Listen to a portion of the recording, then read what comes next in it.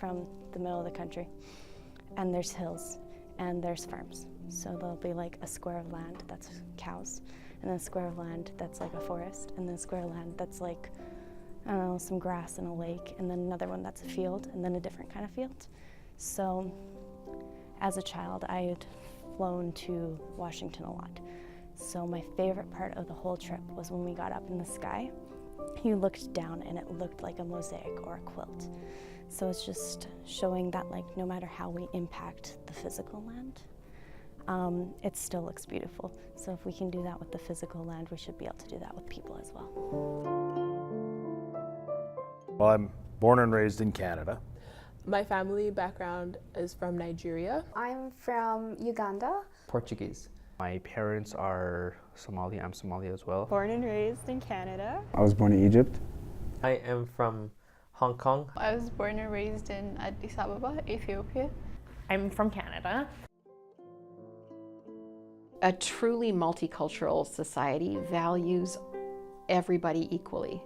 Therefore, it's a sort of a truly pluralistic context where everybody's views are held as equally valid and everyone's perspectives are valued very highly. It allows people who come here to continue to be who they are, while at the same time adopting some of the values of the culture that they've come to. But essentially it makes for a much richer context. Canada has opened a lot of opportunities for me and my family in terms of being able to pursue better socioeconomic status, in terms of being able to have great education.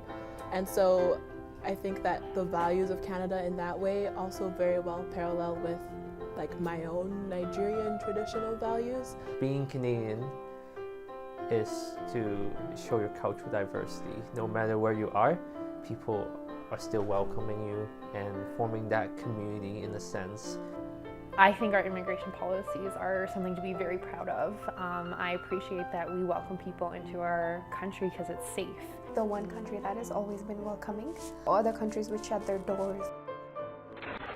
I don't like the image of a wall between countries that suggests that I have a right to what's here, and you, because you happen to be born on the other side of the wall, don't have a right to that. I only am here today in Canada by luck, you know. There are thousands of people like me. I could have been born in a different country. I could have been born somewhere else. I could have been born in a war zone. When we take our luck, and when we say that we inherently deserve what we have and other people don't deserve it, I think that is incredibly dehumanizing. I don't think anyone should have to live in a war zone, especially not kids. That's not a life. I think there's an important thing in keeping and preserving cultures, in allowing them to flourish where they are at, and to a certain extent, keeping those things distinct is important, but we are also all human. And so if we're building up walls, who gets to decide where that wall is built? Who gets to decide when that wall gets to come down? You have to protect those walls. And means of protection are almost always violent, or at least aggressive and threatening. Just because someone's from a different culture doesn't make them any less of a person. They're not dogs to put in a doghouse, and that's what building walls kind of does.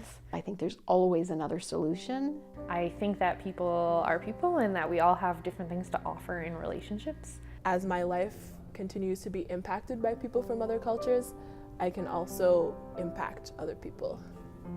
I can live in a country where there are so many cultures and people of so many backgrounds, and they're open to flourish.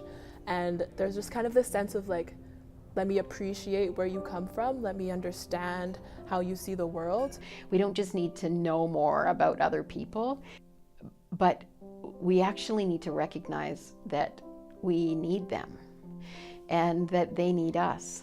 The resources that are available in Canada aren't our resources. We didn't do anything to have been born here. We just were born here. I think part of allaying that fear of other people is holding our resources with an open hand instead of with a closed fist. This is ours and we will not share.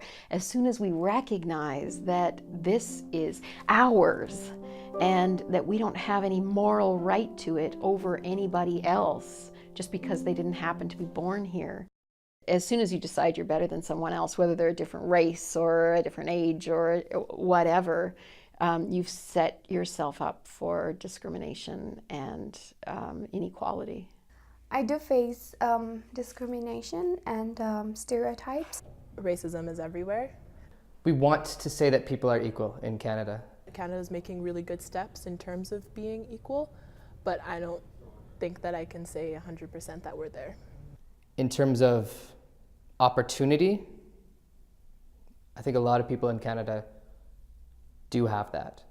So valuing everyone's opinions equally means that even people that you would disagree with strongly on moral grounds have as much right to speak to issues and to influence issues as you do. And it is really hard, I think, to manage. It requires tolerance. And that's like the big word, right? Is we have to tolerate other people. Myself, personally, I don't like the word tolerance at all. I think it implies sort of holding your nose and putting up with people that are different than you in the midst of sort of a disgust reaction. I much prefer a model of love instead of tolerance. We don't see a lot about tolerating our neighbor. We see love your neighbor. Pray for your enemies until they're not your enemies anymore because you have loved them into friendship. Loving them and recognizing their humanity and their perspective brings beauty and richness to the Canadian context.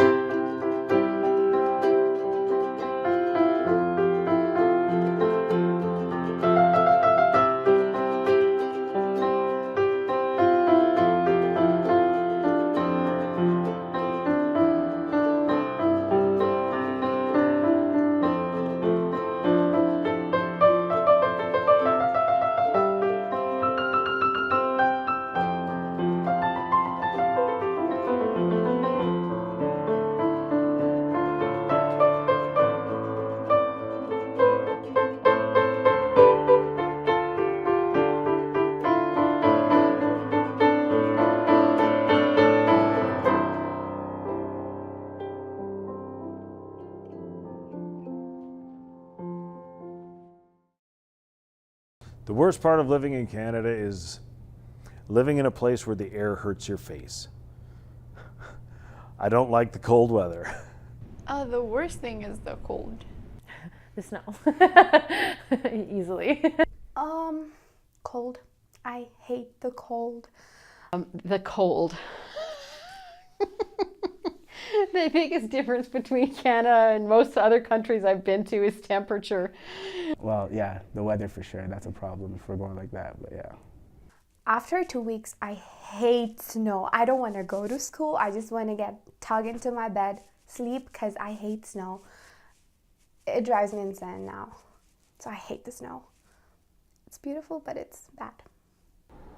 I would say the cold, but I really do love the cold. Like everyone's like, oh, it's so cold. But like for me, when I look at the snow, it's like, oh, yes,